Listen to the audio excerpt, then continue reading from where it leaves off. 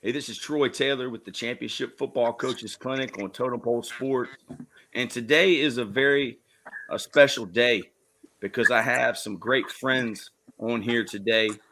Puka Scott, assistant coach at Highland Springs, just won the state championship. D. Moore, offensive line coach at Hopewell. Zach Hayden, offensive line coach at Patrick Henry Roanoke. Brad Lutz, head coach at William Byrd and Roanoke. And Blanda Wolf, high school player relations at UVA. And today is all about Gary Chilcoat. And I don't even know when I was in high school if I knew who Gary Chilcoat was, but it wasn't until I became a coach and I started watching his teams practice at the University of Richmond camps before the season. They'd have their entire offense installed. And and I used to stand there and he used to let me watch his team, even though I was coaching at Meadowbrook. But this is the first thing I want to show to y'all. This has never been seen by many. Coach Chilcoat gave this to me before he passed away. I think we got some echo in your mic, Zach. Mute your line, Zach. Yeah, just mute yours until you got to talk. There you go. So Coach Chilcoat gave me this. He wanted me to have this. He gave it to me on a VHS tape. And I know everybody on this knows about this, but everybody's going to know about it in the whole world now. This is the latest late hit of all time. If you watch this. See, it's an incomplete pass. The number 50 comes in. And there's number 50. So, like, that's the only highlight I have from my entire football career. And I played for LC Bird, and we played Varina, and we thought we were pretty good. What year was that, Troy? It was in 1995, my senior year. That's the year that we beat y'all and Thomas Dale at Thomas Dale for the regional championship. That was my junior year. Yeah, so I didn't know who Gary Chilcoat was, and it's funny now that I think about it, that Gary Chilcoat was a part of building that team, and also Puka Scott was a part of building that team, because he just told me last week, if you watch the Coach McPhee podcast, that he coached those guys in rec ball. So, I think probably Puka, you probably met Coach Chilcoat first. So if you could just start off, man. I mean, what a legend. I didn't meet Coach Chilcoat first. I can tell you that. But like I said in the podcast last week, I'm forever grateful for him giving me an opportunity to come from the rec level to the high school level. A lot of those kids that were on that team, like I said, William Pye, Damian Roots, all those kids, those were the first group of kids I ever coached in rec ball. So it did mean a lot to me to see them get up there and, finally get Varina over that hump that we had. And I don't think we had won a region since 90. So that it was dear and special to me to see that happen. But I definitely came in late meeting Coach Chilcoat, but Blanda and some of those other guys definitely had a relationship with him before me. Oh, wow. So you didn't even, when you played at Varina, Coach Chilcoat wasn't there yet. Coach Chilcoat came the year after I graduated. Okay, wow. So I just assumed that he was around, but I think he was the head coach at Oscar Smith. Is that correct, y'all? I'm not sure. I know someone was. But it's Varina, he wasn't even coaching football. He was the AD for a while before he even got back into coaching football. Wow. So I guess Lutz, you probably met Coach Chilcoat first then. I guess so, because I know his first year as a football coach there was my freshman year. Does that sound right, B? I'm pretty sure that's the case. So so I guess maybe I was the first one to have him as a coach. But so we were both rookies at Varina at the same time. Yeah. Although he was no rookie. So Lutz, what's the first time you remember Coach Chilcoat and that hair and that face and that body and the shorts? Like what? I can remember it distinctly. Troy, I remember our first day of practice was obviously my first day of practice, his first day of practice. And I remember the stretching routine being harder than anything I'd ever done in my life. So I remember that distinctly, like it was yesterday. And it kind of that from that moment on, truthfully, knowing how difficult things, he made things for people in a good sense, and how he challenged people. I found out in the first session of stretching that for the rest of my life really was going to be, altered by that. And I didn't realize that then as a 14-year-old kid, but I remember the first time I met him. I remember the first experience I had with him as a coach, and it was uncomfortable. And I think the guys on the panel will know what I mean. I mean, uncomfortable in a good way. Yeah. But obviously lucky to have him as a coach, but that's how it started. And that's really kind of how it went for the rest of our lives together. So like I started the championship football coaches clinic in 2009 because we didn't make the playoffs at Meadowbrook when we went 9-1. And, it was just a way for us to, fundraise and, get coaches together. But as I look at this screen and you guys, I mean, it's kind of crazy. And I don't know, like Puka, you might be able to speak to this, but I don't know if some of the young coaches around the state understand that coaching is a fraternity and that, I have a relationship with each of you, even in different times, and y'all have different connections to each other. So like, I'm just going to run through it real quick. Like, Zach, me and Zach Hayden, we played college ball together at CVC, Clinch Valley College, and Lutz was our teammate. So Lutz had played for Coach Chilcoat, and then B Moore had played with Lutz. B Moore played at Randolph-Macon. My friend Craig Reed transferred from CVC to Randolph-Macon, and he remembers me going up there, and that's when I got banned from Randolph-Macon the first time. I was never allowed to come back. Back then, that wasn't hard to do, though, boss. Okay, yeah. That place was crazy back then. So then, can attest to that, but we're not going to go into those stories right now either. Yeah, so like B Moore, I met him when I was in college, and I didn't even know he played for Coach Chilcoat. I mean, I think he might have told me he played for Varina. I can't remember. But then, like, I was at a 7-on-7. My team wasn't even in on the 7-on-7, but I went to Varina to watch it because I was just the young up-and-coming coach, and I saw Blanda. And I saw Blanda, and he reminded me of Jason Brumley, y'all, that had played with us. And he's a ball-headed guy and big. And, man, I can still remember today, Blanda. You put on that 7-on-7, and that player that was playing for that team from Dunbar. Oh, my gosh. Tell us a little bit about that, man. I mean, and Coach Chilcoat was there, and that guy was amazing. Yeah.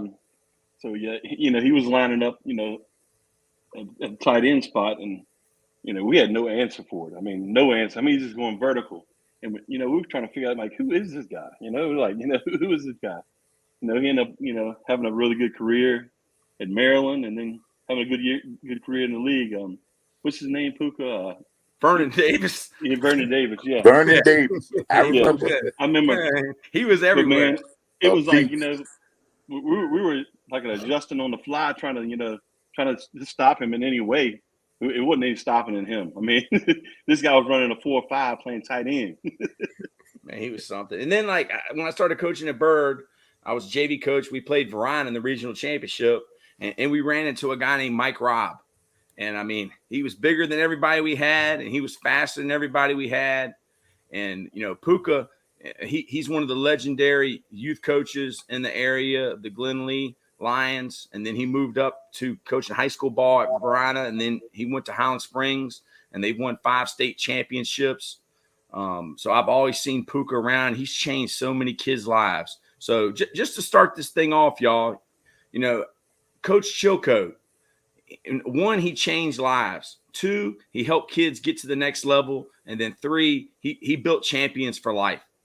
So, like, who wants to, like, be more? You probably were the next guy to meet Coach Chilcoat. So do you remember your first time meeting him?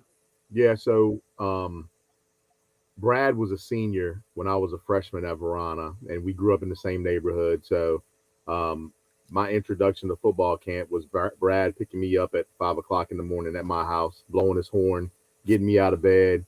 And that's how Brad and I cultivated our relationship a little bit more in our younger days. But I remember we showed up to camp the first day, and we walked out to get our stuff to go out on the field, and all of our warm-ups were red. And we were like, what, like Brad was like, what, my senior year, like why the hell are our warm-ups, like they're all red with gray Varina football written on them? And everybody was pissed, and nobody was happy. And I was just a little JV kid trying to figure out what the hell was going on. I had been coming across the street all spring and all summer from John Rolfe working out with the football team. And I had, talked to Coach Chilcoat a little bit, but he had gone back to being an AD, and he was coming back to coaching football again in between that year. So that was the first time I had really met him. And he looked at somebody and said, well, if you don't like the red suits, you can just pack your stuff up and go home. And from then on out, that's the cultivation of, hey, it's going to be his way or no way. And his way was always the best way. So come to find out that later on down the road, Brad and I found out that he had talked Bullheller into buying red warm-up suits for us just to make us mad, to light a fire under us, to see what we were made of to start off football camp, which is just Gary Chilcoat in this essence right there. So he knew how to motivate people. He knew how to get the best out of you when you didn't think that you could get the best out of yourself. And, his goal, which is a motto that I've taken into my coaching career, is, he just wanted to make good men, better fathers, better husbands, just better men in the community. And I think all of us that are on this screen right now are pretty successful because of those mottos that he's instilled in us from a very young age. And we're taking it with us now, still 30 and 40 years later, which, is something to say about that man's legacy. That's amazing, y'all, because Marcus Lewis just joined us, and Marcus won the state championship 2 years ago at Varina High School, and he played for Coach Chilcoat. And I probably want to ask Marcus, because you're the youngest one in here, I believe. Everybody wants to be the head coach, Marcus.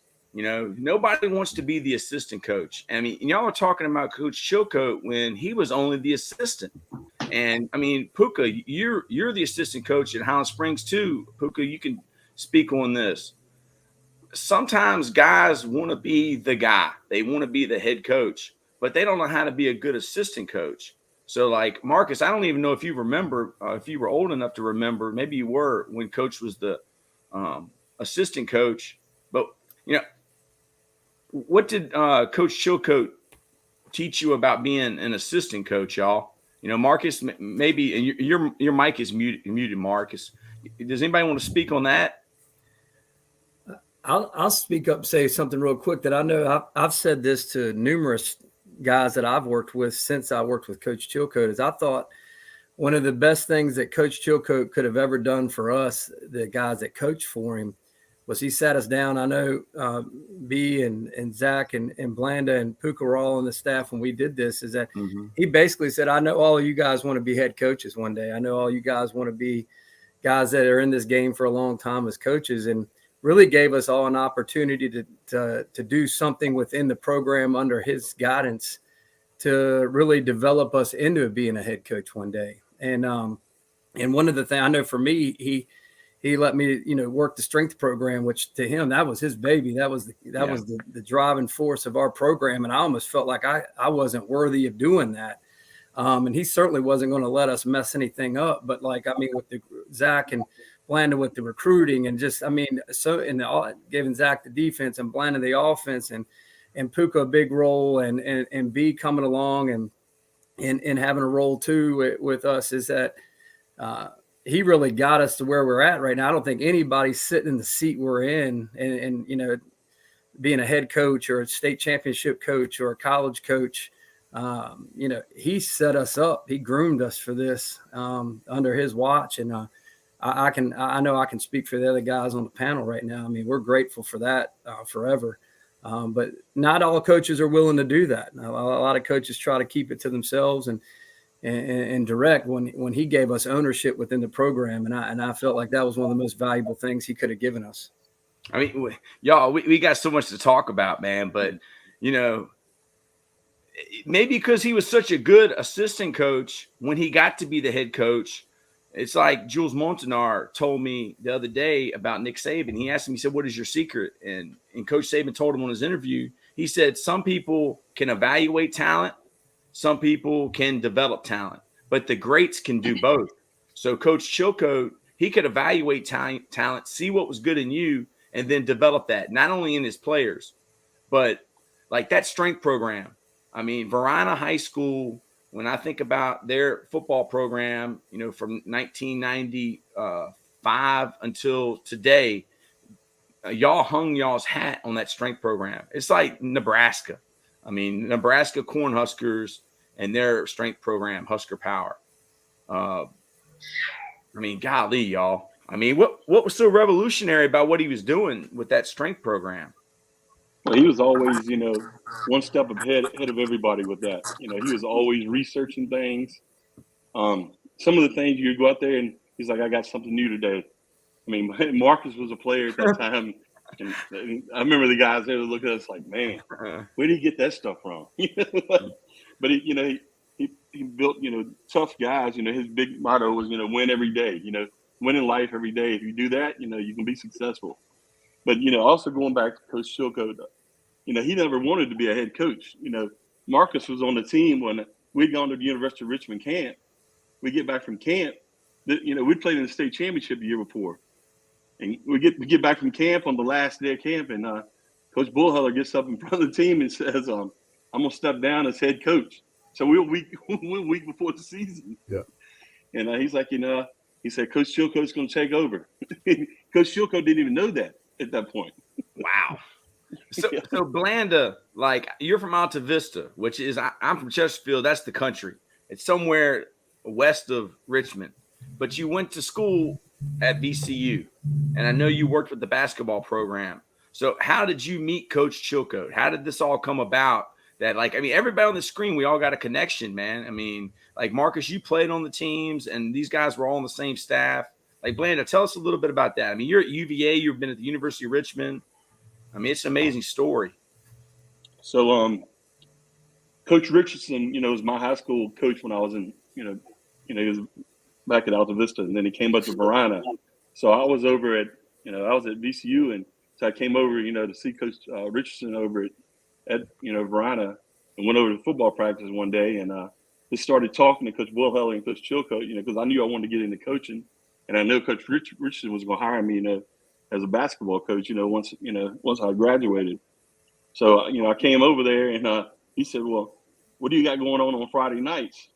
So in '95, so he had me, Coach Chilcoat and Coach Bullheller was, you know, they were sending me all over, you know, scouting different people, you know, during that season. So that's sort of how I got into it. And then, you know, the following year I was at Varina. So, you know, they sort of, you know, looked out for me, you know.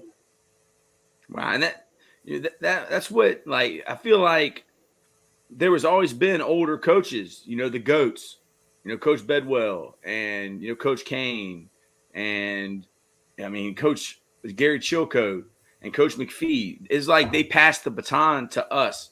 So, Puka, you know, just think about that 1995 team that won the regional championship when Coach Chilcoat was an assistant coach. Marcus, you probably remember that. Marcus is, I believe, your cousins with Jonathan and Kevin Lewis.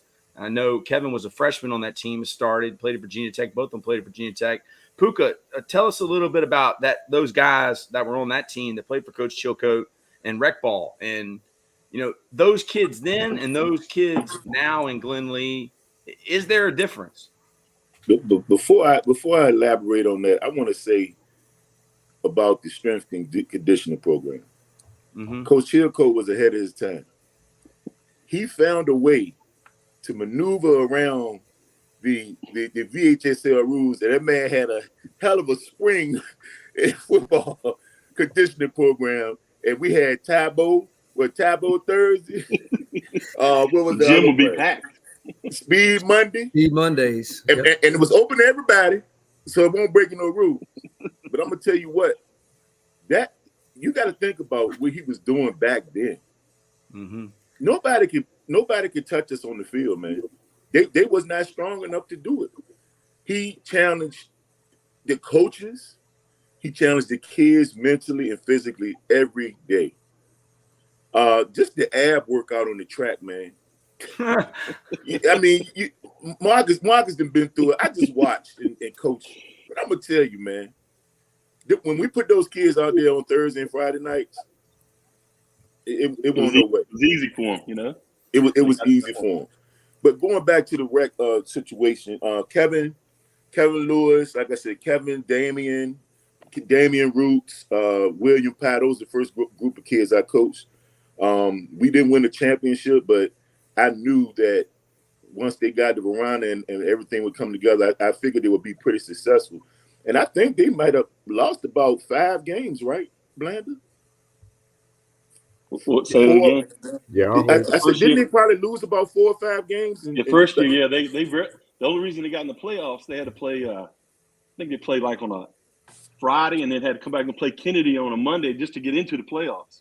Yeah, and then they went on the run, but they were mentally tough kids. And I tried to do that.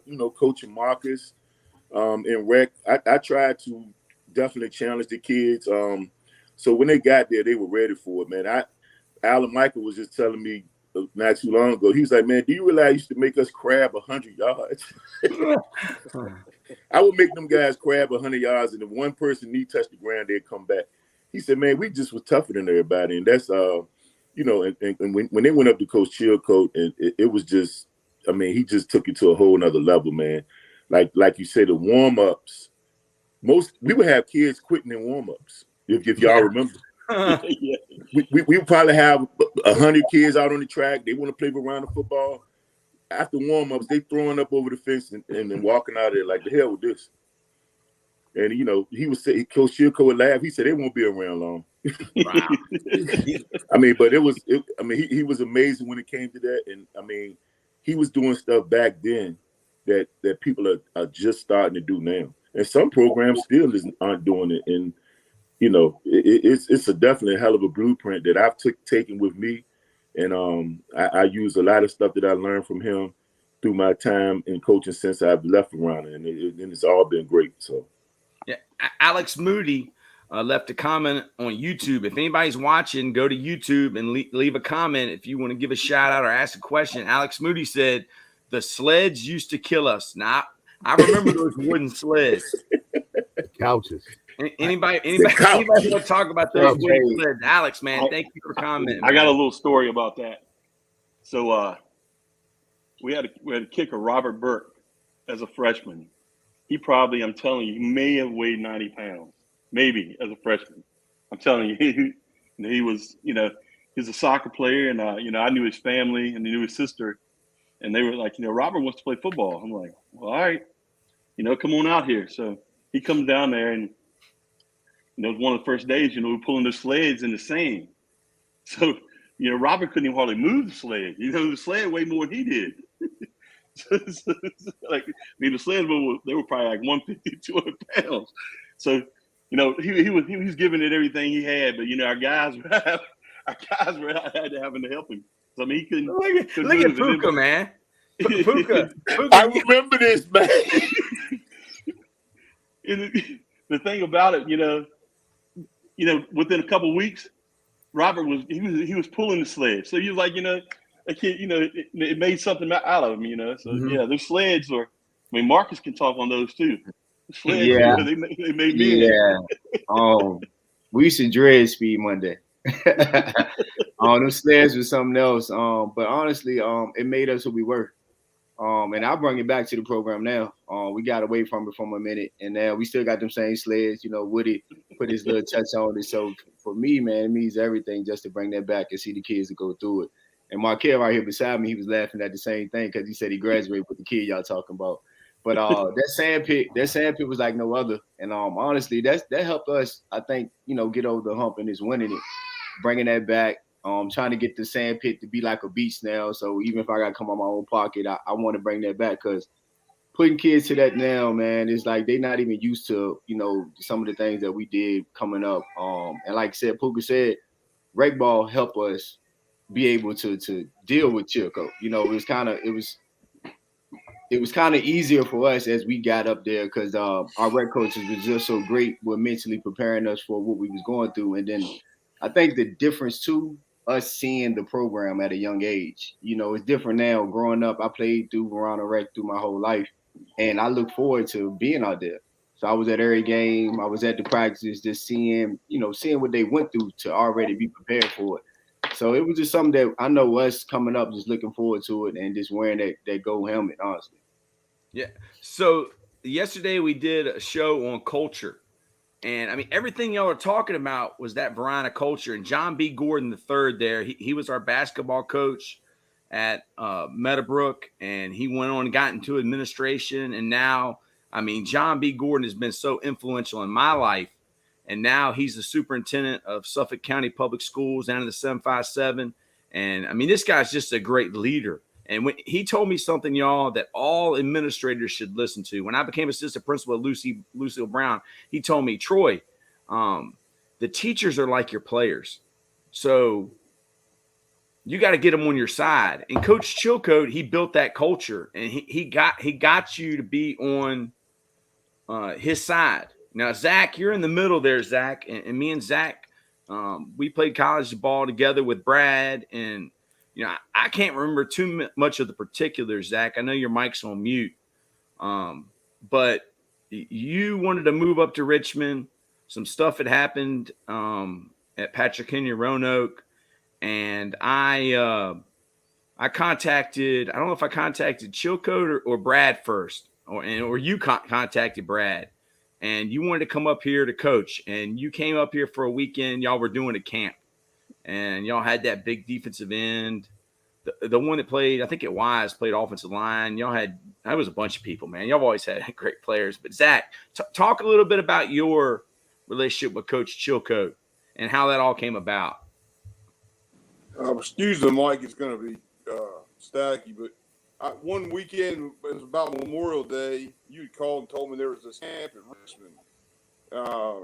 A one-day camp. He said, come up here. So I brought 10 resumes with me and was going to hand them out to all these different people, talk to your coach at Meadowbrook, talk to whoever, Coach Pritchard or Stu was at Deep Run. And then I saw Brad, and I started talking to him and met Coach Chilcoat, and he offered me, he said, you want to be Coach JV defensive line? I was like, yeah, why not?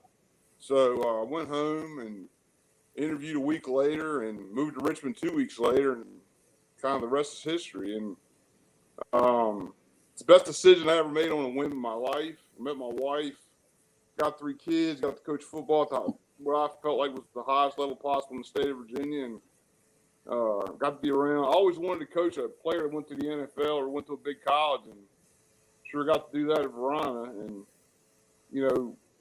always wanted to help kids go to school and be around people that love football as much as I did. And it's kind of what happened for 5 years. And, it's kind of made me who I am as a coach. And it made me, I didn't play for Coach Chilcoat. I would have loved to have. I think I would have been a better player. But I know I'm a better man because I work with him and coach with him. And coaches you guys, man. I love you guys. And I'm very grateful for the opportunity to be part of, I guess, adopted by the Varina football folks, and it's made me into a better person. I mean that. I mean, you look at Marcus's staff at Varina right now. Almost every one of those guys, he played for Coach Chilcoat. I mean, that's it's great. And then over at Glen Island, Perry Jones, part of his staff are Varina guys too. It's Coach Chilcoat touched a lot of people. He made tough people out of them. Speaking of it, we had a drill. I'm not going to say what the name of the drill was, but I'll let Brad talk about it a little bit.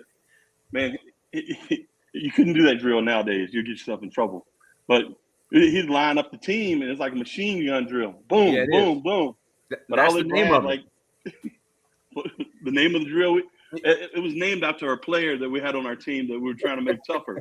And Coach Chilcoat named it, and it stuck for about 10, 15 years. Yeah. Which drill? We had a lot of those. I'll let Brad tell the drill though. That tell about it. Yeah, well, we had a kid that we were trying to bring along a little bit faster and in practice one day, and he coach lined everybody up, and just like the story in the movie, how it all goes is that we sent a lot of guys at him that day, and the kid he did great. And I'll be honest with you, it might have been a breaking point for him as a player. I know I tried the same thing. We were joking about this story the other day. We were talking about it, some of the coaches on the panel here, and I said when I left Varina in 2007 season, I went to Broadway and outside of Harrisonburg, Virginia, and I was an assistant coach. And I said I saw the same thing happening in our practice that happened that day at Varina, and I said, all right, well, let's line everybody up and let's get this kid right. And I know the coach looked at me and said, "What are you doing? Are you going to get us all fired?" And it was, but it goes back to the original point is that Chilcoat is in all of us. There's still things that I do that I did at Broadway, things I do here at William Byrd that's got his thumbprint on it for sure. I know the other guys in the panel do the same thing, but that was just what practice was like with him. And I can tell you, I want to echo something that Zach said, is that you didn't have to play for him to get the toughness from him. I think when you coach with Coach, you got the same toughness. We worked hard, and it was year round, and he expected a lot of us. He was very compassionate and a great mentor for us. But Varina football as a player, as a coach, was 365 days a year, and we did it together. So guys like Zach and Blanda that maybe weren't in the program as players, there's no doubt that they've got, Varina DNA, the same Varina DNA that the players have when it comes to toughness. Absolutely. Hey, Carlos Lewis, my great friend, says facts, Brad. Carlos, y'all want to talk about Carlos? Carlos, why don't you just jump on, man? Somebody text Carlos the link, man. We got an extra spot. Hit Carlos up. I'm about to send it to him. Well, it all goes back to like Puka and Marcus said, like, the rec program, Chilcoat wanted everything to be tough. And when you got coaches like Coach Roots and Poogie Lou and Puka and Carlos, knowing what the next level is about playing at Varina High School, they were able to, still bring that mentality down to the youth level. I remember my first day of pads with Poogie Lou. He had us out there doing bull in the ring at 9 and 10 years old. You know what I'm saying? You can't do you get arrested and put in prison for doing that at a youth football practice today. You know what I'm saying? So look at Puka, man. Those that Varina grit is just something that Chilcoat wasn't from Varina, but he had that mentality, which I think is what all of the kids from Varina gravitated to. With him becoming the head coach and being the strength and conditioning coach before that, and all that stuff. I mean, he was all about the kids from the rec program being involved. I can remember as an 8th grader, all of us, me, William Pye, Doodoo Brown, Trey Bailey, walking across the street, just wanting to be a part of what was going on at that building across the road right there across Library Lane. I remember as a 6th grader watching Clarence Adams walking through John Roth Middle School with his, varsity football helmet because he was so big and talented. He was playing JV football as an 8th grader. That wasn't heard of back then. You didn't have kids like that. So it all stems back to that Varina grit and us as young kids wanting to just be a part of it, our whole lives. So.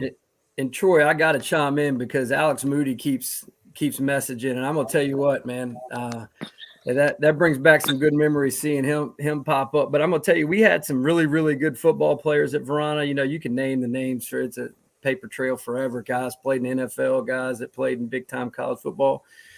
But the program made guys like Alex Moody and other guys champions. It made those guys so gritty, so tough, that they were able to play better athletes and win. So I think you can see that, obviously there's a lot of big time names that come with Varina football when it comes to playing.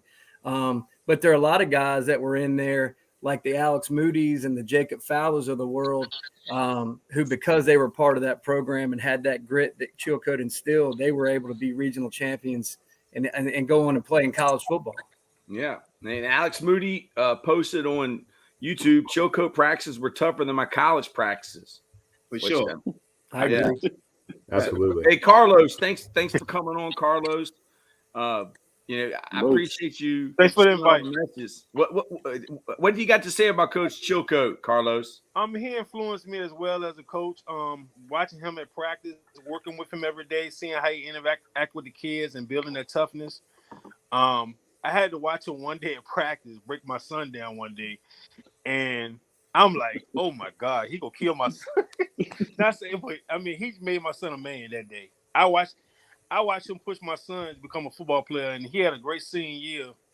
He was a late developer, but I seen him push him, and my son had to step up because of that, and because a couple of kids didn't play or got hurt, and he had to step up in some big games, and I really thank Chilcoat for that, because he put some toughness in my son that day. Well, I think that's a testament to just coaches in general. I tell the kids I coach all the time now, I was blessed to have a father in my life, but Gary Chilcoat was just, that other man in my life that influenced me so much, not just football, but life in general. He was, just his character and the way he carried himself and how he treated everybody. It was an extra dose of manhood that we all got, that we're still blessed to have fathers in our lives. And it just, it's a huge impact that these coaches can make on these kids' lives that they just don't get. Yeah. So the guys always come to me and Troy, I want to coach high school ball. I'm a youth coach, but I think youth coaches, and Blanda, you can talk to this, there's always high school coaches that they want to go to college.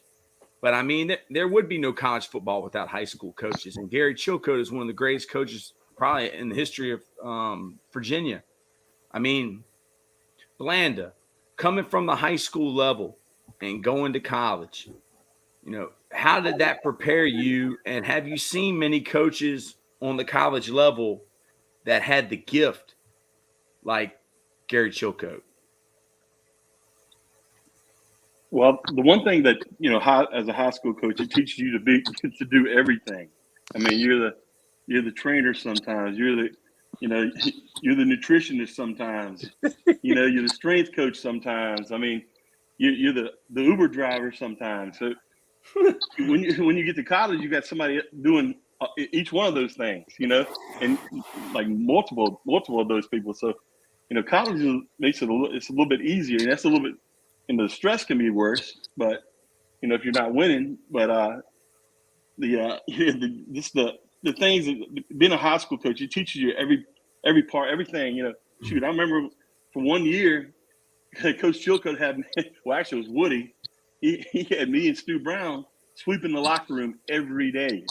We every day. And then he had Coach Keene. Coach Keene came from being a head coach at Hermitage. And when he came, Stu and I didn't have to do it anymore. He's like, Coach King's turn on doing this. We're like, yeah. But, it just teaches you, being a high school coach, it teaches you everything. Every parts of the game, every parts of life, So is there anybody that you've worked with on the college level that has the gift like Coach Chilcoat? Not in all aspects of things. He's just one of those guys. He would be like the perfect college strength coach. The perfect one. You'd have some tough kids, if he was running strength coach. Well, I can remember, some of the colleges coming when our guys were working out, pulling sleds and all. They were like, wow, colleges weren't even doing that at some places. They were like, you could buy the sled. Then y'all built them. They were like, we're going to start doing this when we get back. So, yeah. So seeing all y'all's faces, man, I know that Gary Chilcoat is in heaven right now, man. And I know he's happy, and I know that he loves y'all, man. And, I did a podcast about culture and building culture, and Scott Geronimo and Jermaine Johnson were on it. And, I talked to another coach, and he told me that y'all answered this for me.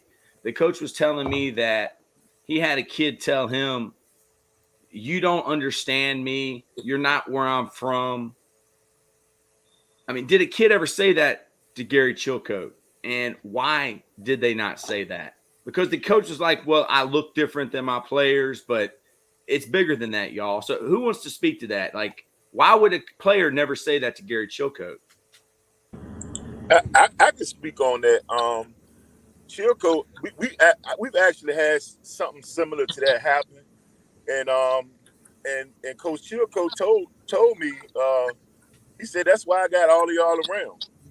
He said, I don't relate to everybody here. But he will always tell us about his days in Arkansas. So he won't from silver spoons. But he that's one of the things he told me personally, that that's the reason he had all of us around, because we know the kids, we know where they're from. We know them before they got to high school. So that was one of the reasons he tried to create that culture for getting Varina guys involved in the program. And I think that's a big reason why Marcus is so successful now, because he has Varina guys in the program. And that's when our program was most successful, when it was Varina guys in the program. So, Puka, I think you gave the perfect explanation. When it's just about one coach and one coach relating to a kid, then maybe you might not be able to. But that's why people like Gary Chilcoat can delegate and have others. And he knows he needs y'all, because he needs y'all to get kids and win kids and get them to buy into his vision. So, yeah, I mean, that's perfect. He said, he told me we had a kid going through something, and he was really on this kid. I mean, as a matter of fact, he was ready to play LC Bird. And he was really digging in this kid butt that day. And I had to tell Coach, "Hey, this kid going through this right now at home." And he was like, "I'm glad you told me that." You know what I'm saying? So a lot of times we would know things that he may not have knew that was going on with the kid. But he told me, he said, "That's exactly why I got y'all here." Wow. He said, "So y'all can be that liaison for me." Because y'all know the kids. He said, "I know them when they get here." He said, "Y'all been knowing them since they was in Pampers." So that was one of the good things about him, man. Anybody else want to add to that? Well, I think that's just, a testament to him. He like Puka said earlier, with conditioning, as a coach and as a mentor and as a head of an organization, he was ahead of his time there too, because he knew how to delegate responsibilities. He knew how to,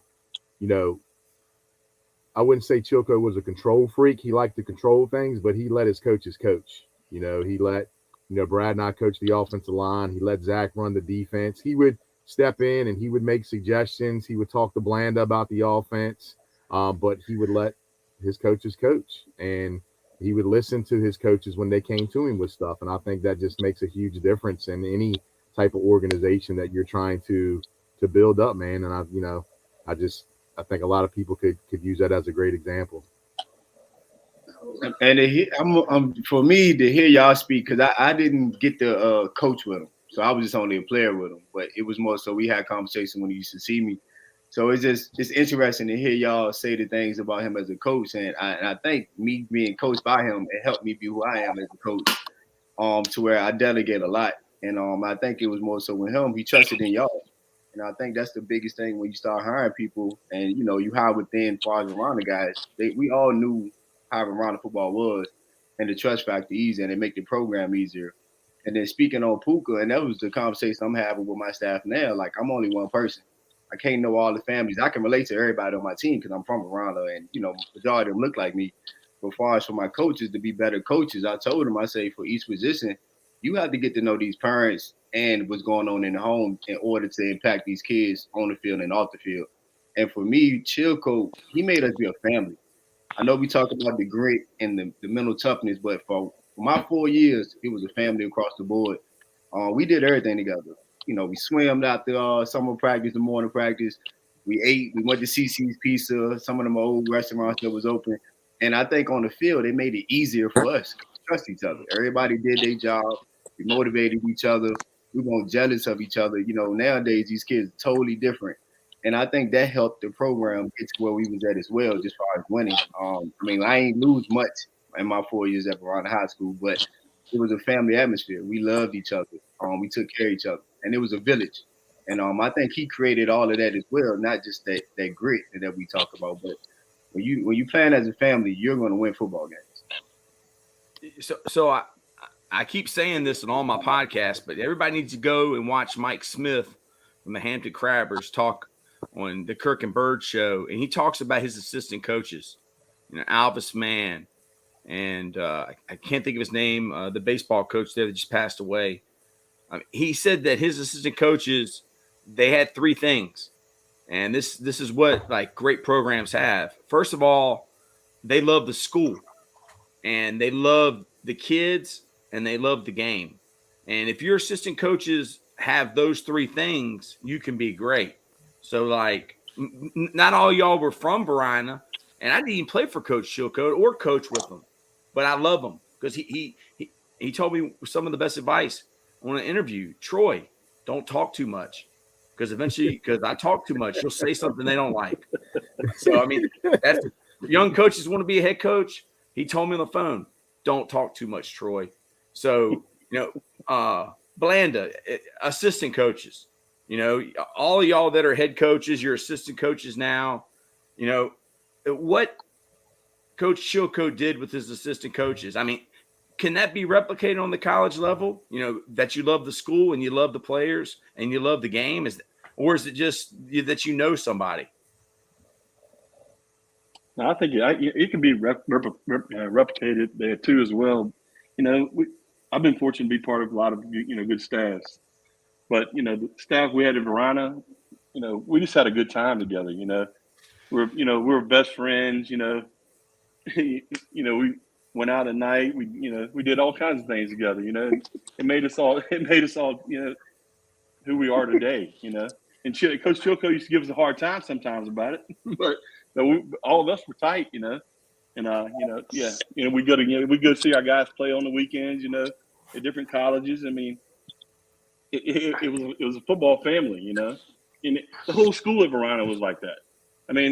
Everybody, Coach Chilcoat was a teacher. If you talk to kids now that had him in class, he talked to class just like he coached football. Coached football. It was tough. If you didn't come in, don't come in there 1 minute late. And driver's ed was across the road. So then when I started teaching driver's ed, I did the same thing. I remember Miss Alejandro asked me. She said, it was like one of the worst kids in school. She's like, how do you get him to class sometimes? He don't get to any class. I was like, I told him after he's late 3 times, I'm gonna drop him from the class. He wants his license, But that's something that Coach Chilcoat,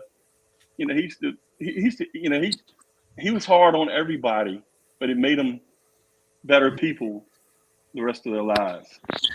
Absolutely, 100%, man, 100%. Yeah. So he was fair. He didn't treat everybody the same, but he was fair. And he motivated people by seeing something in them that maybe they didn't see in themselves. Can anybody one thing that people don't really know, Coach Chilcoat's favorite class every day. He had the exceptional ed kids every day. Yes, he had them out there with the shooting archery, playing basketball. Those kids, just loved him, and half of our players would go by during that period just to go over there and, hang out with those kids. I was just telling Markel, he right here beside me about Gio. I still remember them playing basketball, and he it's crazy. You're right. The gym would be packed, like third period or whatever, whatever day they would play, the whole gym would be packed. Yeah, Ms. Burke has left a comment in YouTube. Y'all were the best driver's ed teachers. Yes. I had to go for driver's ed too, and he didn't play no games. But I already knew who it was because I played football. You better be on time. You better be paying attention because you out here driving. I need to make sure you safe and everybody else on that road safe. B Moore, what you got, man? What's on your heart, B Moore? No, man, it's a joy talking about him. Brad and Blanda and Zach and myself spent a lot of time with him. Once he got diagnosed with brain cancer, and Brad, bless his heart, Brad would make it a point at least twice a month to drive back from Harrisonburg to come by and bring dinner to Chilcoat, and we'd all meet up together and stuff like that. And I just, thinking back to, some of his last football experience, probably when Blanda was able to get all of us up to the UVA game, and knowing he couldn't communicate well, but how excited he was just to be around football again, at that level and stuff like that. He's just a good all around dude. My senior year at Randolph-Macon, Coach Chilcoat coached guys from, the pros and all that other stuff, and he could have very well been at a game somewhere big time on a Saturday afternoon, and I turn around and look as I'm running out on the field, and Blanda and Chilcoat and a couple of my other friends from high school were at my last, Randolph-Macon Hampton City football game, and that's something that touched me and has moved me a lot, as I think about him, throughout the years. That's just the type of dude he was. He went out of his way to make everybody feel special, especially if you were a part of his circle. And, that leaves a lasting impact on a young man. Brad, what you got, Brad?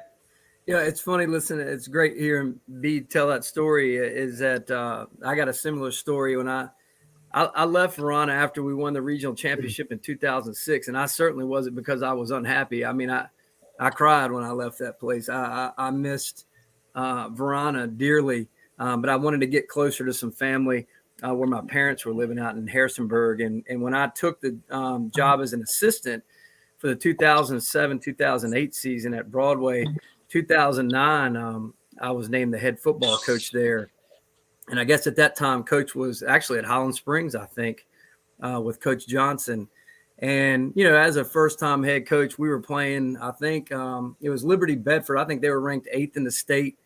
And I had a bunch of little farm kids that we were trying to run into the meat grinder and start something special with. And I looked down the fence. I was putting my headset on right before the opening kickoff. And I looked down the fence line, and Coach Chilcoat and Kevin Hollins had driven up from the game to see my first game. And afterwards, I went and about half tackled him. And he said, I wasn't going to call you and let you know. I knew how you were probably a nervous wreck all week in your first game as a head coach. Fast forward a couple years, 2011, we were playing for the district championship at Broadway. And sure enough, Brian Moore shows up. 2 weeks later, we're playing in the regional semifinal, and Coach Chilcoat not only shows up and surprises me for the game, he brings some of our old players. So it kind of tells you the family element, but it also the loyalty that Coach Chilcoat showed. I've still got messages on my phone, saved voice messages of him calling after big wins and tough losses, and that I won't delete. It's kind of like it's just too voicemail. It's What's voicemail that? or text. What's that? Is it a voicemail or text? Voicemails. And can you play one? Yeah, sure. But why you do that, Brad? Like, one thing we keep saying on the clinic is like, how do you show people you love them? And it's through time and attention. And Coach Chilcoat, he did that. He showed you his time and he showed you his attention. And that's really what his secret was, I think, from watching y'all and listening to y'all today, is the love that he had for his players in the game and Varina. And he taught it. I mean, everybody, he treated everybody the same, everybody, his students, his players, everybody he treated the same.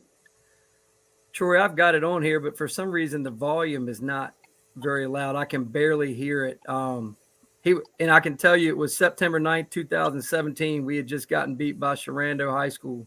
Yeah, put it up to the speaker. See if it works. It's barely, you can barely hear it. I don't think it's going to play loud enough. I mean, I can hear it, man. But I mean, just the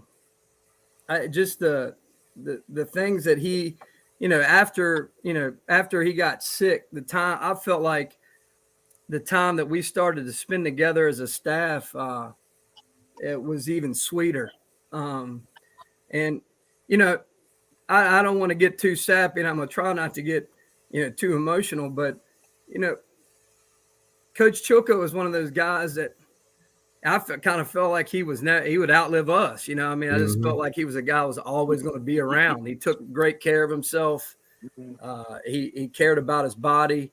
And I remember getting that text message. He sent a group text to our staff when he got the diagnosis, and it devastating, and to the point where he didn't even really want to talk about it at first. But we got to share some moments together as a staff after the fact, after he got sick, that we would have never experienced. And while they were difficult, it was difficult seeing your mentor and your guy like that, because obviously cancer does terrible things to you. But I know I was thankful for it. And I remember the first time, or really the last time, when I could tell like his memory was starting to go, and he was starting to talk as much. I remember Blandon and I had gone down to go sit with him one day, and I remember I just started asking him questions that I knew I was going to need down the road, because I knew that time was ticking, and I knew that he was not able to talk as much anymore, and just stuff about the program and stuff that I thought that maybe I need to know down the road. And even when I took the job here at Bird, he was really, really sick. But I told Janice I needed his blessing. I needed to know that I needed him to be able to say, yeah, you're doing the right thing. And so, those moments that we shared together, not only on the football field, but away from the football field, he was invested in us for life. And I'm not going to keep talking, but it's just, he was invested in us. And that's something we're thankful for. I'm going to bring up something here, Brad. Clarence Adams, who passed away. Man, you're just killing us here, Troy. Well, dude, like, I'm messing with you, dude. Yeah, I know, but it's like, this is history, man. It needs to be documented, because, like y'all said, man, you're gone, and it ain't no more, calling the person up and hearing Coach Chilcoat again. But like Clarence Adams being a football player at Varina and passing away, and then Brad, you continuing his legacy with what you did at Varina for Broadway for Bucky, and being able to go to the Super Bowl and have Brett Favre. First of all, can one of y'all talk about Clarence? B and I played with him and blocked for him, and I'm gonna try to start with a little joke. Is that I know that Doug Chapman, I guess, was the running back at Bird at that time. Troy, wasn't it? In '95, and man, what two great running backs kind of duked it out. And I remember Clarence. 1994 was Doug Chapman. 94, yeah. In 1995 was Robert Clark. Right. So I guess our senior season, Clarence led the region in rushing, and then I went on to play a year at Virginia Union, and then became a father, and to support his family, decided to enlist in the military. You got it, B. Yeah, and then Clarence went on to serve his country for some time, and then unfortunately lost his life in an accident where a mortar blew up underneath of his Humvee out there in Afghanistan. So, Brad has done a great job of carrying on Clarence's legacy as far as the football field and stuff is concerned. He has that tribute game every year where the POW and missing in action motorcycle crews escort those football players out on the field in honor of Clarence every year. And I've been fortunate enough the years that the year that the band broke up at Varina when Brad left and Chilcoat wasn't the head coach anymore. I had my first baby on the way, so I took a couple years off from coaching football before I ended up back at Hopewell, but I was able to go watch one of those tribute games at Broadway when Brad was coaching there. And, it's an amazing sight just to watch all that love pouring out and stuff in honor of Clarence and also Bucky, one of Brad's former players from Broadway. And, it's just a testament of, what another thing that Chilcoat has, passed on to us is just, loving and honoring those that had such an impact on our lives, not only on the football field, but off the field as well. And Clarence was one of those dudes for sure. Dynamite football player, probably one of the best to ever come through Varina High School, but heart and character were bigger than the football player that he was. And that was part of what the Chilcoat legacy has instilled in him through him. So Blanda, your head coach Tony Elliott, I think a lot of him, I've only met him 3 times, but one of the things he talks about is coach to the player's heart and not to their talent. Can you talk a little bit about that and how Coach Chilcoat did that and how maybe Coach Elliott is similar in any way?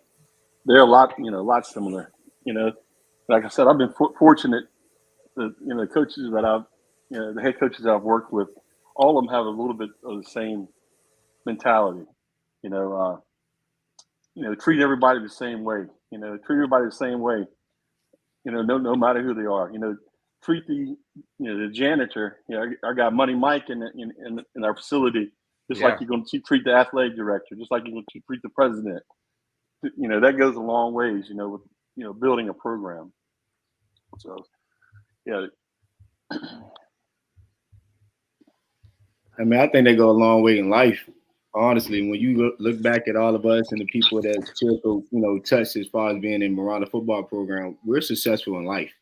And it's a lot to do with his mentality and putting us through what he put us through as far as just being mentally tough. I know it helped prepare me as far as, being a head coach, running multiple businesses. And like you said, just touching the kids' hearts. I mean, like I always tell my kids, it's bigger than football. I'm here for you about life. You only can play this game for so long. So what kind of man you're going to be? What kind of father you going to be? What kind of brother you going to be? You know what I mean? So that's something that I definitely took for Chilcoat as far as, being in the role that I'm in. And actually, I love that more than X and O's, y'all, to be honest, for me. Because I just want to see, I want to see, the calls that I get when our kids graduate. We got kids buying homes. And, hey, I got kids and they being great fathers. And that's what Chilcoat was. He'll call, check up on us, his wife. And I think all of us know. I don't know. I think everybody on this may be married or got a girlfriend, but without having that strong wife beside you, you can't be what you can be as far as a coach. And at the time he took, away from his family, it speaks volumes of her to allow her to share him with all the players that came through the program. So can y'all talk about Miss Chilcoat? And she's a saint. Yeah, she's pretty much one of the assistants on the staff. Yeah, yeah. She was the assistant. So if you were looking for the perfect football associate head coach, if you were looking for the perfect football coach's wife, it would be Miss Chilcoat. And what traits would they possess? And Jeff Smith said, "Much love, coaches. Honored to have Coach Chilcoat as a coach and a friend. Jeff's great coach at Varina. He's coached all around, line coach, Henrico. What traits?" Should a coach look for, in a coach's wife or girlfriend, that Ms. Chilcoat, Mrs. Coach Chilcoat, Janice Chilcoat displayed? Assistant head coach, Janice Chilcoat. Yeah. I know this. She loved the players as much as she loved us. I mean, as much as she loved Coach. I know that. So, and as much as Coach loved us, she loved us as much. That's for sure. So she was a part of it, and she saw it as her ministry too. That she was a coach and she was changing lives. Carlos, what were you going to say, Carlos? One year I did coach.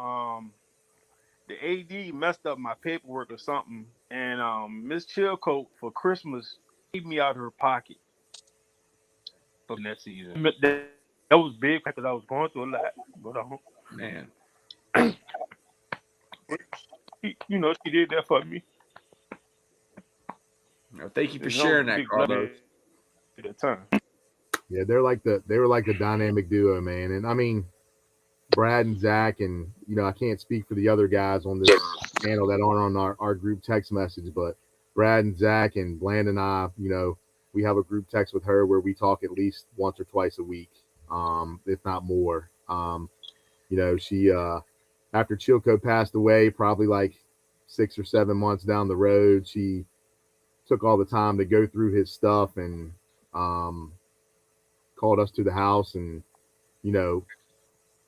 handed us a bunch of stuff that she thought he would want us to have, like his coaching trophies and coaching plaques and awards and stuff like that just kind of blew me away and kind of took me off guard to be able to have something special like that you would feel would be special to somebody like her. But she just she kept a lot for her own, but she also shared some with us, and that just speaks volumes to the type of woman that she is. I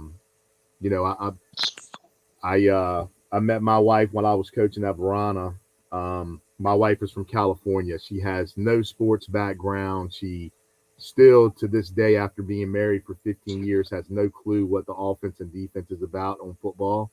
But she knows I'm a football coach, and she knows what grind it is and how much it takes, effort for me. And also, being a businessman, I don't teach. I'm pulled in many different directions during the football season. And for her to, have those same attributes that Janice has, just with her patience and her, understanding that my desire to, continue to contribute to these kids and try to help make men out of them like Chilcoat did for us. It's those of us who are married and have been in a relationship and been coaching football all these years, you can't do it without a good woman behind you. Not, Janice is a great example of one of those women. So Mr. Cook puts in Facebook, "This is dope. What's up, coaches? Coach Lutz, rest in peace, Coach Chilcoat." I started doing this because I got upset with some of my assistant coaches when they were interviewing Billy Mills. And then, on Martin Luther King Day, I thought, man, it would be cool to get Coach McPhee on. And just that love that, like, Lauren Johnson and Puka Scott and all the people, that played for, and all the players that played, for Coach McPhee.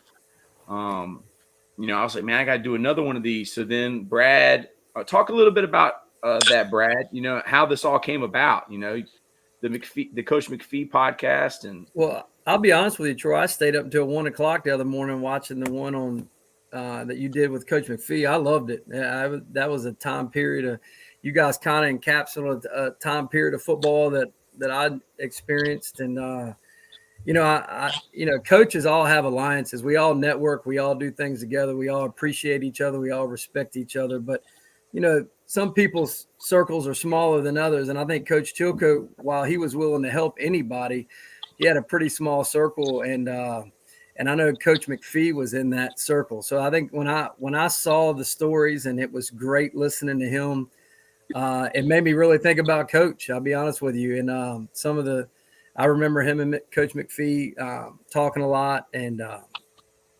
helping each other.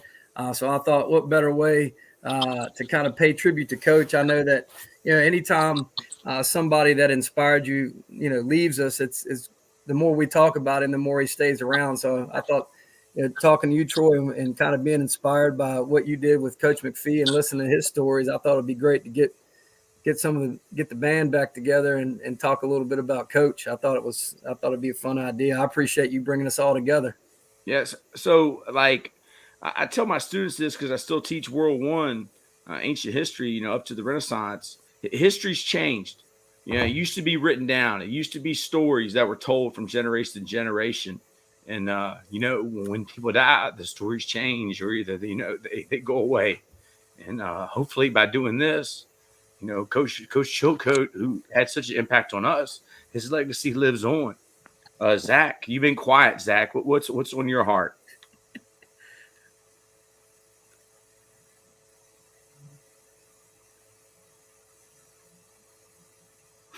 Yeah. Can't hear you, Zach. He probably needs to go to the safari. He needs to do his mic, y'all. He needs to get out of the shed, the tool shed. Yeah.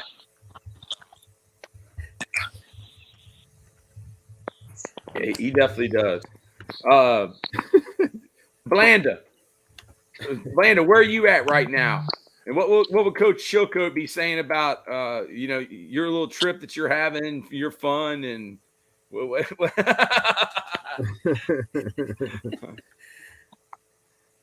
your mic's muted, Blanda. Are you having technical difficulties? Yeah, Coach Chilcoat, I'm actually out in Vegas right now with a few people, and so it's pretty early right now out on the West Coast. We were supposed to do this at 11. They said 9 a.m. And I was like, dude, Bland, it's 9 a.m. on the East Coast. It's going to be like, what is it, 5 over there? First, y'all were trying to do it at 8 a.m. I was like, man, that's 5 a.m. out here. I was like, come on, man. Give me a little bit of a break. But, yeah, Coach Chilcoat used to tell us all the time, he said, if you're going to hoot with the Owls at night, you got to be able to soar with the Eagles in the morning. So say that again for everybody. Say that again so everybody can hear it. Yeah. He said Coach Chilcoat used to always say, if you're going to hoot with the Owls at night, you got to be able to soar with the Eagles in the morning. So I'm up ready to roll, Yeah, even as a coach, Saturday morning trash pickups at the stadium were kind of rough, man. How about those fundraisers? Man, we did some fundraisers, man. Some of the most dangerous things we probably ever did when we were at the 10 miler it's a 10 miler. What the Richmond? I know the Richmond Monument Marathon Avenue 10K. Yeah, whatever. Yeah. And we go down there and put we put the fencing up. I mean, and it's so cars flying by. We got guys out there putting those fences together, and breaking them down and everything. And Coach Woody. We got to talk about Woody, y'all. We can't do this without talking about Coach Woody. And Puka, can you tell Zach what to do about his mic to make sure his mic is on? Look, you got to go to Safari and open up your mic and your camera. He's about to get Sharon to help him with that. Marcus, who wants to talk about Coach Woody first? Who wants to tell about who Coach Woody is? I think he might have came your senior year, right? Brad? Yeah. Actually, I coached with Woody, but I wasn't coached by Woody, but I was there when he was with us. Woody was back my senior year for the 96 season. That was his first year back at Varina. All right, so Blanda, would you like to start off about Coach Woody? I know the field house is named for Coach Woody over there at Varina. He was going to Coach Chilcoat's right-hand man. I don't think this would be fair unless we talked about Coach Woody. Yeah, Coach Woody, he would always do the things that nobody else wanted to do. But he'd also get you involved with it as well. Taking out the trash, like you said, mopping the locker room. And man, we could go on and on stories on Woody now. I mean, we might just have to do one just on Woody, y'all. Yeah, we definitely can. We definitely can. And I'm sure Marcus has got some more stories he can add just from the last few years. Hey, listen, Brad, tell the one story. The one story. Oh, I know. You talking about when I hid under the tarp? Yeah. So one day it was raining in practice, and Coach had brought a tarp out, or Woody had brought a tarp out and put on. You got to give him a background on Woody first, though, Brad. You got to give him a background. You got to give him a background on Woody, though, like where he comes from and who he is. Oh goodness! Well, how do I describe Woody? Well, obviously Woody is he's a Varina graduate, but he's a graduate of the Marine Corps first, Semper Fi all the way. I know at least, I don't know, guys, how many times that he served in Vietnam. I don't know. I know he's a UVA grad. UVA grad too, yeah.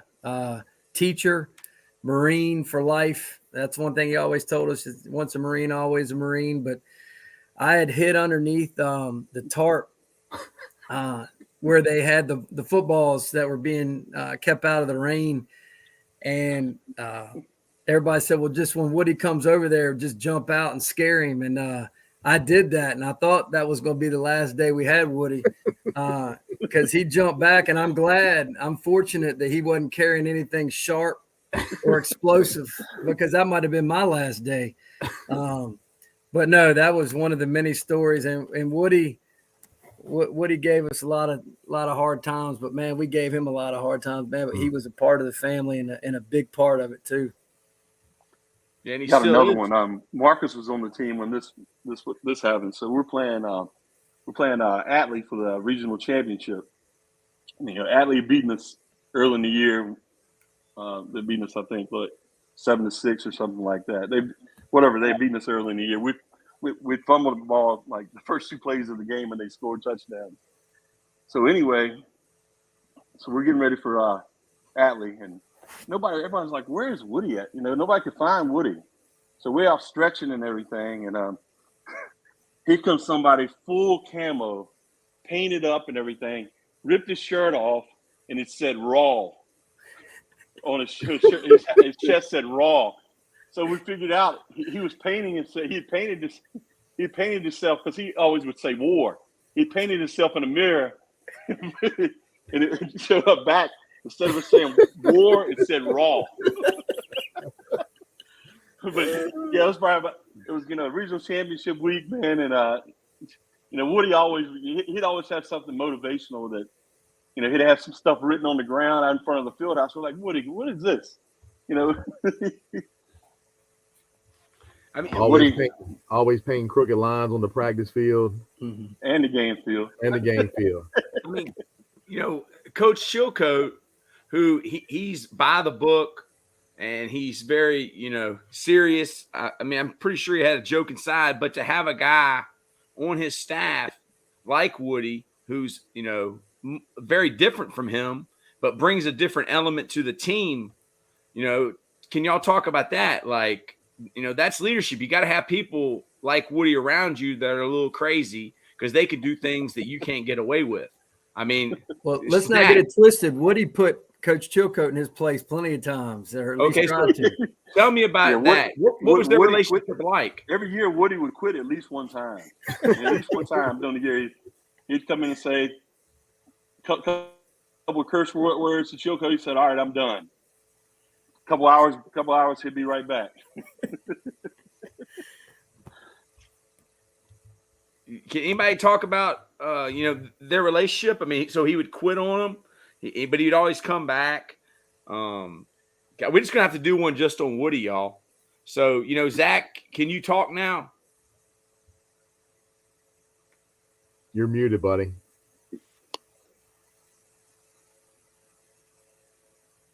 Can you talk, Zach? He's having technical difficulties. That's okay, Zach.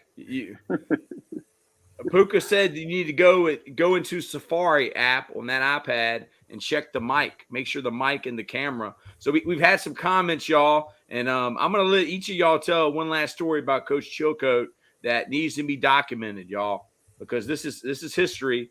But here's a story from Mr. Scott. He put it on Facebook. He says, 2 years of experiencing coaching Chilcoat, and I still have lifetime memories. Laugh out loud, like fighting a teammate and him making us hold hand in hand, run the stadium. But between him and that coaching staff, they instilled a lot of great things in us that will last a lifetime. So I appreciate you putting that. Ms. Burke, I love Woody. I remember her brother, my brother, Kevin Burke. I think he went to WVU, right? Has stories for days about him. And then, Joseph Farrell, that's Joey Farrell. His dad was a longtime coach at Monacan. He played at Monacan. Joey, we're going to have to tell a story about you and those shoes that Hot Rod gave you, and the paper was still in the toe, those Apex, or were they ponies? Played against Varina and Coach Chilcoat and had a well-prepared team. Keep up the great content. My friend Johnny Herron, who played on, graduated with me at Byrd. Hearing the stories of Woody remind me a lot of Jimmy Rogers. Make sure you tune in today for the Jimmy Rogers of Football Life. Richard Anderson, this is my friend Kyle Anderson, lives down in St. Pete. I think everybody here knows Kyle, or at least been to a party Kyle had or either was at. Wow, amazing amount of talent up there. Bald Coach K down here in Florida. Very proud of you guys, especially B. Moore.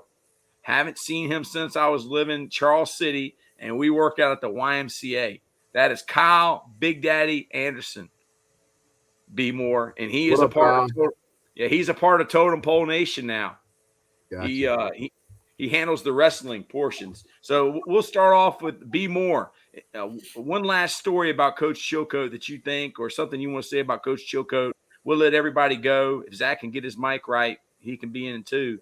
What you think, B? His coaching tree, man. I mean, this is just a small portion of the amount of lives, and I mean a tiny portion of the amount of lives that he's affected, man. And the fact that all of us are still involved in football somehow, some way. I've been at Hopewell since 2011. We've been blessed to win 2 state championships over there since I've been there. Ricky Irby, has a lot of the same philosophies coaching under Coach Parker that Coach Chilcoat had, just those old school ways of, hey, man, I'm going to surround myself with good people and I'm going to let them do what they do. And being a player, Coach Chilcoat's, and also blessed to be able to coach with him for the few years that I did. But him be a part of my life for, the last 30 years has been a blessing for me. I still tell my kids stories, about him. It's just too much for us to share on an hour and a half. But, he just had a huge impact in my life. I would still, when I was away at college, find a way to talk to him at least, once every couple of weeks, whether if it was me coming back to a game, he always took time to spend with me, or him calling me on the phone. We just had that type of relationship, and it got even better after I graduated and came back and coached there. And, just a great mentor to have. His words will last with me for a lifetime. And, I'm trying to spread that to the youth that I'm involved with on a daily basis through football and coaching baseball and stuff like that here in Hopewell. So, we miss you, Coach. We love you to death. We're gonna carry your legacy on for years until we're all dead and gone. And hopefully we've done a good enough job that the next generation will do the same thing. So, Troy, I thank you for putting this together, you and Brad, and plan to getting this thing rolling. And, I can't wait for all of us to get together again in person here soon. If Carlos, Marcus, you want to let Carlos know if he wants to get back in the group, I can add him. I saw he was down there, and I just didn't see it. I'll add him back if he wants to get back in. Brad? Sure, Troy. First of all, thanks. And second of all, it was great seeing everybody on here. We text all the time, but unfortunately, because we're all spread out over the state, we don't always see each other all the time. I guess I'll kind of echo what Brian said, is that, my story is kind of like Chilcoat's in the sense I became a head coach, but not because it was the first thing I wanted to do in my life. It was because at Broadway, our coach left unexpectedly, and I didn't want anybody else to have our team. So I took the job. And, as I prepared for that first season, I was excited to try to show that Chilcoat's stamp would work somewhere else. And it did. And we were fortunate enough to win 3 district titles and a regional championship there. And I will give all the credit to Coach Chilcoat and then the players that we had at that time. Coach was a big personality, and his win-loss record is astronomical, and the influences that he's had over the time that he was a head coach and our coach at Varina was unmatched. But I will say he was one of the most humble human beings I've ever met. He liked being by himself. He liked being with us. He liked working. He wasn't a head coach that wanted to flaunt or wanted to throw it in everybody's face what he had accomplished. He just liked to work, and he liked to work for kids, and he liked to work for us. And I think that's a thing that gets lost in coaching sometimes nowadays, is that at the end of the day, you got a job to do. And before you leave this earth, to see how many people you can influence. And while he won a lot of championships and won a lot of football games, the lives he changed and the amount of lives he changed and the way he influenced people will be his trademark and will be the stamp that he left behind us. And and I'll close the same way Brian did, is that as long as the guys on this panel, and I can tell you the branches on his coaching tree are long and are continuing to grow. Coach is still around, and that's something that we've made a promise to ourselves and him and Janice that we'll continue to do, and that's something we're proud to do, and that's something that he instilled in us first, and thankful that we had the opportunity to do that. From Blanda. And first of all, Troy, thanks for having this and everything. It's great seeing everybody together and all. Maybe we do something else a little bit later. Woody or somebody like that. A Woody one might be for 2-3 hours though. We're gonna get Woody on here. So be more. You might have to go pick him up and bring him to your house. Well, we should have put on the group text with Marcus and them last night to kidnap Woody somehow this morning and get him on the show. He'd have to use Zach's flip phone. Because after football season, that dude just kind of like disappears, man. You got to go find him. Yeah. Just to, a little bit adding on what, Be More and Lutz said, just the lives that he touched, in the school, not just the football players, but in the school. He was all about building champion men, and pretty much anybody that had him in class and champion women as well. Anybody that had him in class or had him on the field, you had no choice but to be successful. I mean, he just, he was going to push you. He would find out how to push your buttons. I mean, and all of us as well. If we had a bad, week, with a game plan or something like that, he was going to, say, wow, what were you thinking on that? This or that, but it always made us better. That was what it was all about. All of us, we were young, getting started coaching, at that point. I mean, I think my first year coaching was when Marcus was a running back on our JV team. I was like, man, what have I got myself into? But Coach Chilcoat, sort of got us through all of that. Like I said, he was just great at building champion men. Zach, are you able to talk?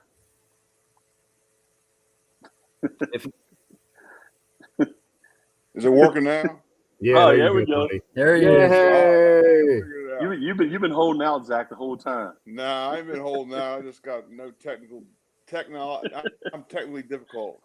No, I guess you guys have kind of summed it up. I mean, on a personal level, I'm indebted to Coach Chilcoat and Varina football, really, because I met my wife and I got 3 kids. And I say that, I mean that.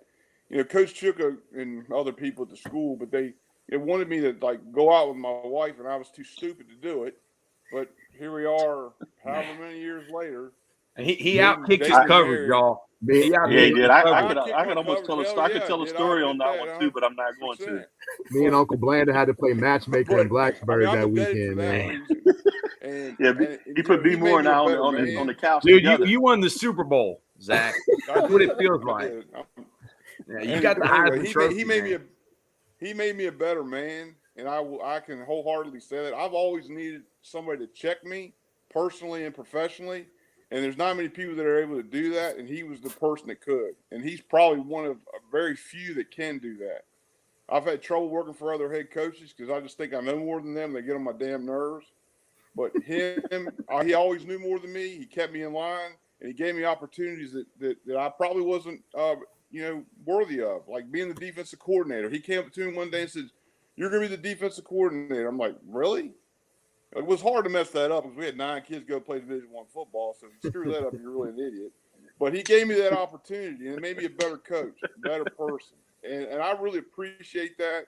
And the opportunity to help kids go to college. I mean, that's all I ever really wanted to do. I was an average Joe's Gym football player, and to be around great football players that worked hard, and to see kids like Andre Branch and Lamont Thorpe and those kids. I mean, there's numerous kids we can talk about go to college and play because of what they bought into academically and the workouts and all the football stuff we did. It was great, and the opportunity to do that, I can't. It's unmatched. I've done this. I've been trying to match it since I left. I got to be on state championship team. I was the offensive line coach for that. Coach Chilcoat came to that game. He had to make me go get in the picture because I didn't want to. I wanted to talk to him. You know, and it's just been unmatched. My 5 years there, I've never been able to match it. And it's had to do with the people, the coaches, the former players, the school. It's not been matched, and I'm very, very grateful for it every day. Glad my mic worked. That's it. I don't know, dude, but I mean, you sound like $1 million, dude. You're ready for Joe Rogan. Like earlier, man, it was terrible. Well, Puka. you know, sometimes it takes me a little long. I've done things always later in my life, so I guess That's right. getting the mic to work at the end was the right thing. He's a late bloomer, Troy. Late Hey, bloomer, man. yeah. I'm a no bloomer. Puka, Puka? You still there? You got anything else you want to say about Coach Chilcoat? Yeah, man, I'm still here. I'm in the barber chair, but listen, just like everybody else has said, man, the opportunities he provided wouldn't be where I am definitely today if it weren't for that. Going back to what somebody else said about him allowing us to coach. My first year there, we were running the wing tee, and I think I lost my first game.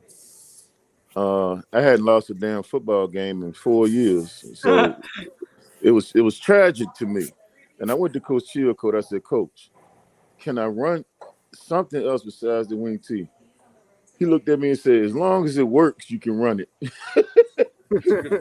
And I think I didn't lose another game while I was there, Varina, after that. So, you know, he was a guy that would let you do your thing, man. Even defensively, we were playing Highland Springs, and this one, Harry Lee Daniel, and I can't remember the quarterback's name, but they had a pretty good damn JV. Reddick? All of this, what was his name? Riddick? Nah, he ended up going to Toledo or something like that. My fault. I'm thinking it's Highland Springs. I was thinking of Herman. Yeah, Highland Springs. But they had a pretty good JV, and our JV, we were undefeated too. I had Justin Thorpe, my little cousin, as my quarterback. And defensively, I knew the way we were playing was not going to be good against them. So he let me change our entire defense for the Highland Springs game. So and we ended up beating them 45-12. And they hadn't been, I think they only had been scored on twice that year. So it was just things like that I remember, you know, of him allowing me to come in and add my own twist to, you know, everything he had already taught us. But I learned a lot from him as far as offensive line play, blocking schemes and stuff like that. But he was a great man. And I'm fortunate enough to be able to coach with Lauren Johnson, who also was able to coach the Chilcoat. So, you know, I'm getting it on both sides, and I definitely appreciate everything he's done for me, and everything he's done for the fraternity of coaches that he's groomed. And one of the last pictures I have with him, all of us was leaving your coaching clinic at Meadowbrook. We was going to, I think it was Brock's Barbecue. Yeah. Mm-hmm. And all of us took a picture together. That's the last picture I took with him. And the last time I saw him was at the All Metro banquet. You know, he was doing pretty bad then, but he made it out. And when he saw me, he put a big old smile on his face. He couldn't talk, but that right there was all I needed to know that he was proud of me. Hold up. And we won our first state championship in 2015. He was the first person who called me. Wow. And told me congratulations. So he meant a lot to me. So I want to thank y'all for the opportunity to talk about him, man, to keep his legacy alive. So amen. I appreciate it. Thank you. Pook, I got to ask, who's got the better record, you or Stanker?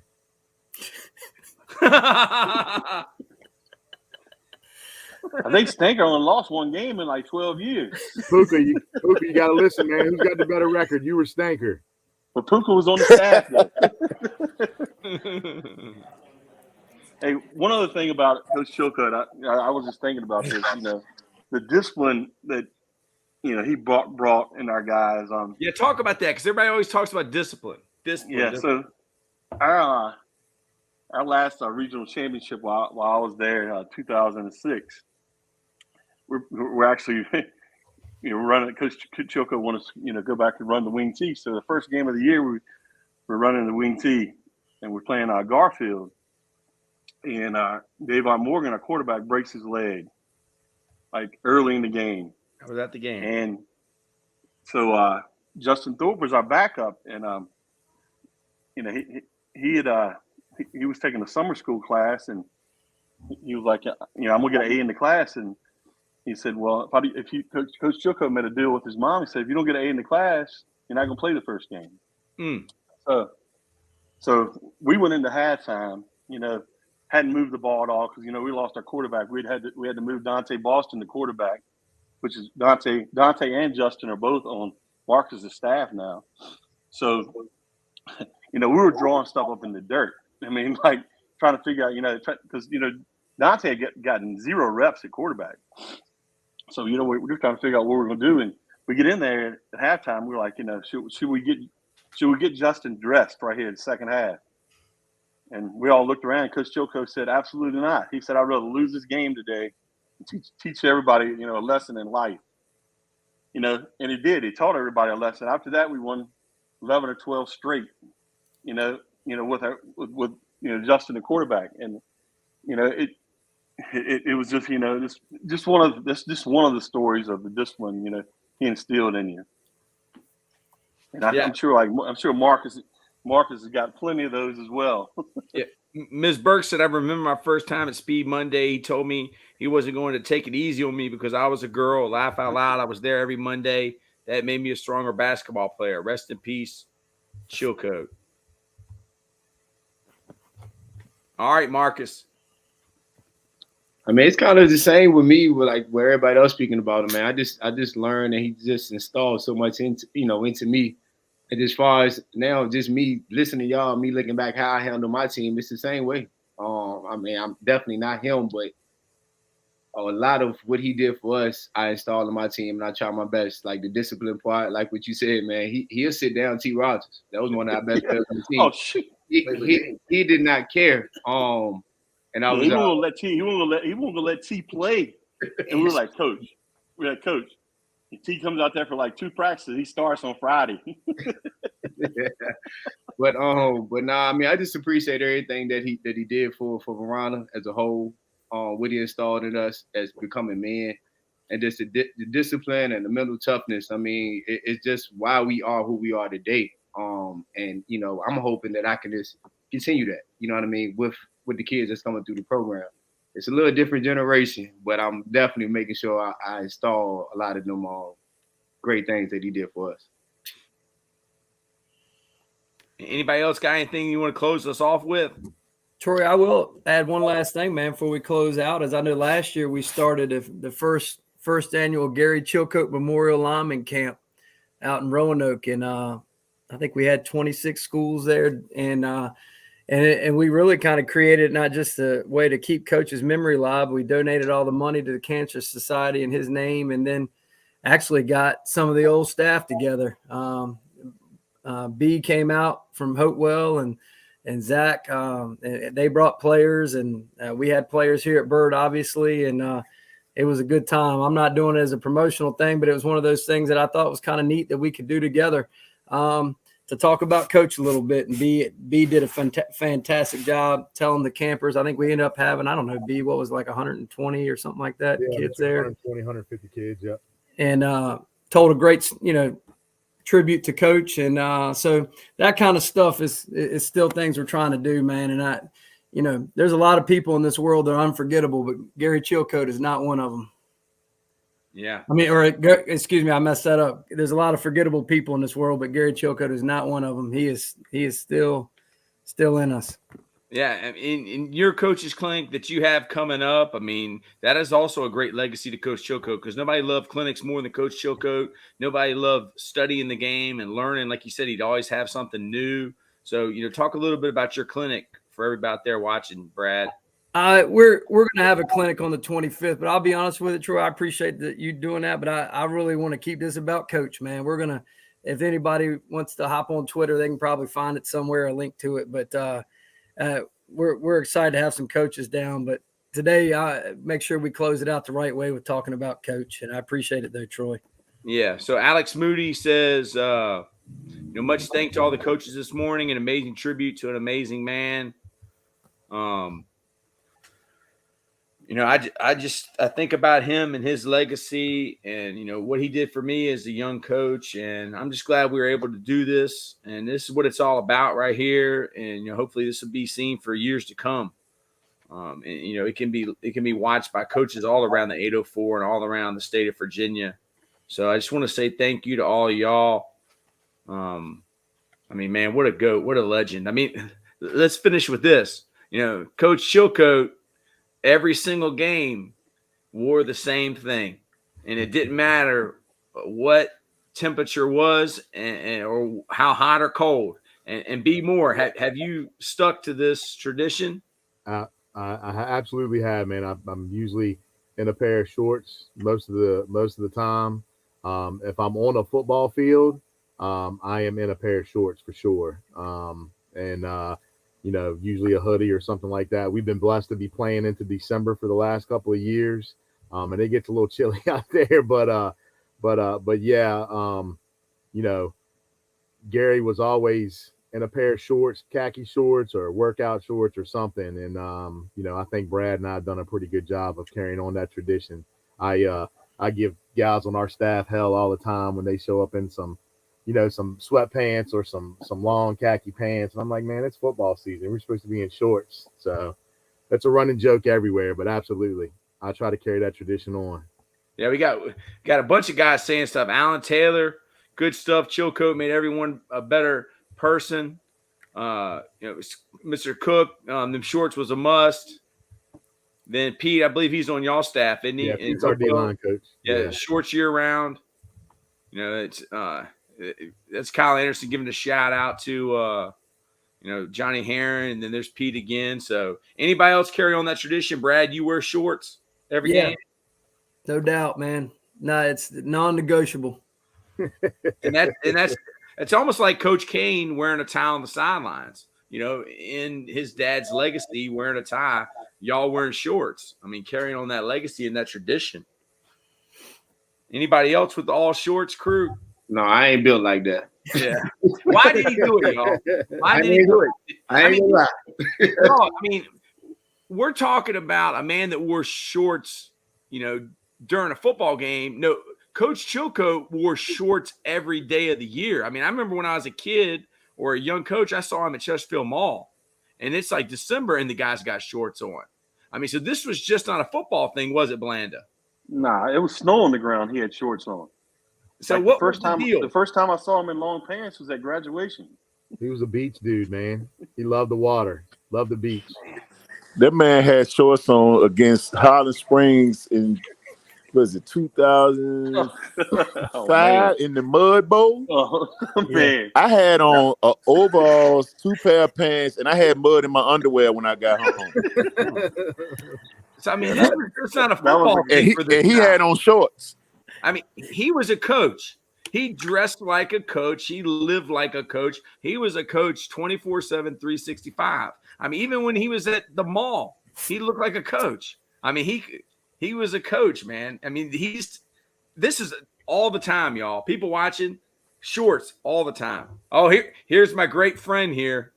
He doesn't talk very much. Jonathan Gosney. Great start to Saturday. Love hearing all these old stories again. So many good memories. We would have put you on here, Gosney, but we know you don't talk very much. I think now he does talk more that he's gotten older. But, man, y'all, thank y'all. Appreciate you. We're going to do one on Jimmy Rogers at 1 o'clock, man. And we're going to do more. We're going to do one on Bill D. I've already talked to some guys from Phoebus, and we're going to do for a football life on Bill D. And we're going to do more because we're documenting the history of the 804. I don't have no beef with anybody in any other part of the state. But, for the last 20 years, ever since Hopewell won a state championship in 2003, and then, Varina, being a powerhouse program back in the day with Coach Chilcoat, the 804 has arrived. And we have a history, too, and we're going to document that thing. So I thank y'all, man. Hope you have a good weekend. Anybody else want to say anything before we get off? No, and good luck, Marcus, man. I know, you got the big shoes to fill, man, but you are doing a fantastic job at Varina, man. We're super proud of you as alumni of the program, man. You're doing outstanding. Yeah, won a state championship. Thank you. 2 years ago at Varina High School, the first one in school history. Yeah, Pete said, I've only met him once, but heard great stories about Coach. Anybody else want to say anything before we get off? Just want to say I love you guys. Appreciate you. Man. Love you too, man. Love all y'all, Love y'all man. too, man. Appreciate it. So Yeah, thank thank y'all. you, Troy. Yeah, Thank good you, luck Puka. to everybody too. Appreciate Good luck you, to man. everybody. Yeah, good luck this season, y'all. We'll Good see luck, y'all y'all. again. We're gonna do one on Woody. For sure.